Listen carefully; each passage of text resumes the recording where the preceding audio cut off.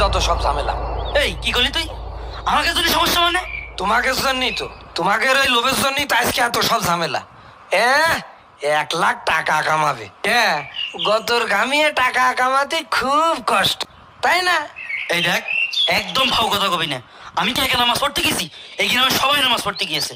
আমরা তো আর যাইনি, কিন্তু তোমাকে পাপের বোঝা ঠিকই আমাকে নেওয়া লাগবে। এই তোরা থাম, যা হবার তো হয়েই গেছে।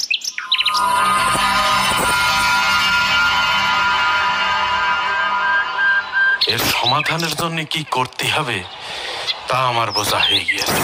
কি সমাধান ভাই? বাটি বাবা। বাটি বাবা? হ্যাঁ, বাটি বাবা।